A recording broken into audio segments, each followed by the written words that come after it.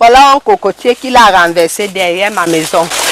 Au village Akak, dans l'arrondissement de Campo, ce sont des plantations dévastées qui nous accueillent. Au milieu de celles-ci, des pleurs à n'en point finir. Là où on met les plantains, la banane, c'est là où ils viennent chaque temps, ils mangent. On n'a même plus rien pour manger. Nous souffrons ici à cause de ces éléphants. Ça, c'est les caca des éléphants. Ils ont mangé tout le champ-ci. Je venais même encore de recommencer à mettre le manioc.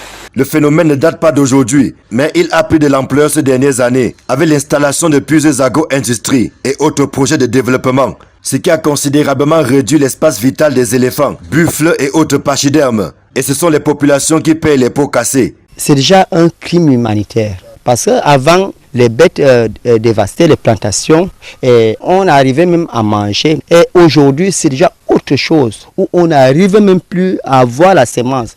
Cette situation nous casse trop la tête et surtout qu'ils sont protégés, extrêmement protégés et parfois plus protégés que l'homme.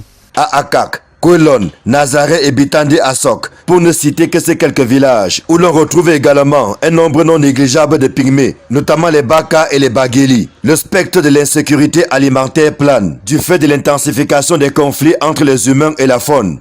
On a eu à faire des plaintes déposées partout. On n'a jamais eu de résultats. Quand je vous ai dit qu'on a déjà fait 2 ans, on ne travaille plus, on ne cultive plus. Toi, tu vas continuer à cultiver. Et ce sont les mammifères qui mangent. Nous, on va donc vivre comment? Il s'agit d'une violation de l'article 1 alinéa 2 du Pacte international relatif aux droits économiques, sociaux et culturels, lequel stipule que pour atteindre leurs fins, tous les peuples peuvent disposer librement de leurs richesses et de leurs ressources naturelles, et qu'en aucun cas, un peuple ne doit être privé de ses propres moyens de subsistance. Les victimes y voient également une faillite de l'État qui a manqué jusqu'ici à son devoir de protection et de respect des droits de ses citoyens, tel qu'indiqué dans la Constitution du 18 janvier 1996, ainsi que dans les conventions signées et ratifiées par le Cameroun. Dans la loi forestière, on n'avait pas prévu de compensation par rapport au conflit homme-faune, parce qu'on a considéré le conflit homme-faune comme catastrophe naturelle. Or, ce n'est pas le ministère des Forêts et de la Faune qui gère des catastrophes naturelles. Donc il y a beaucoup de choses à clarifier avec le ministère de l'administration territoriale qui normalement doit gérer ces catastrophes naturelles. Nous avons à un moment imaginé qu'on pourrait avoir des stratégies de mitigation qui nous permettraient de bien circonscrire la difficulté et d'envisager un certain nombre de solutions. Donc c'est un problème qui est pris à bras le corps au niveau le plus élevé de la hiérarchie. Les populations qui souffrent le martyre d'une saison agricole à une autre exigent des compensations financières à défaut de leur délogement pur et simple. Quand on nous déloge, on nous paye comme on a payé les gens de Nyabizan. On nous met ailleurs.